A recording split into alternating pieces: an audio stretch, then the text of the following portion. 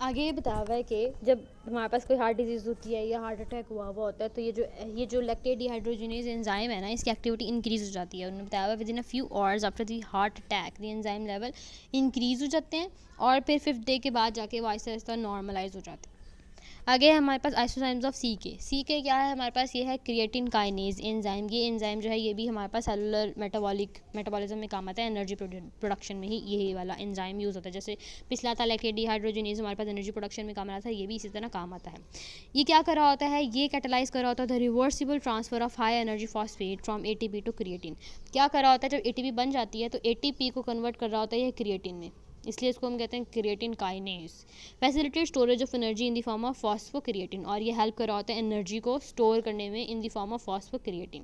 Creatine kinase जो है, जैसे लैक्टेट डिहाइड्रोजिनेज एक टेट्रामर था, वो 4 डिफरेंट पॉलीपेप्टाइड चेन से मिलकर बना हुआ था।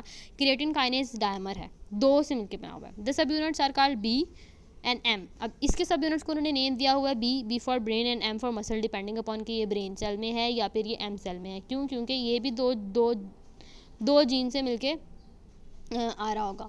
There for 3 isozymes are present in the circulation. तो इसको अगर हम देखें कितनी इसकी कॉम्बिनेशन बनते हैं, वो 3 कॉम्बिनेशन बनते हैं, एक बी एक एम, दोनों बी या दोनों एम। ठीक है, एम जो देखो दोनों एम जो हैं वो originate from the skeleton muscle. M से मसल है तो स्केलेटन मसल में ज़्यादा होता है, और एम बी जो होता है वो हार्ट में होता है, और बी जो होता है वो ब्रेन में होता है। तो ये 3 डिफरेंट टिश्यूज़ में प्रेजेंट होता है ह्यूमन बॉडी में। Hence the detection of M B isozyme is important in myocardial infection. इसीलिए अगर हम एम बी का लेवल फाइंड आउट करें, क्योंकि ये हार्ट में है, ठीक है, तो इसके लेवल को जब हम चेक कर लें तो उससे हमें पता लग जाएगा कि कोई इन्फेक्शन तो नहीं है, या जब हार्ट अटैक होगा तो इस एंजाइम का लेवल इंक्रीज़ हो जाएगा।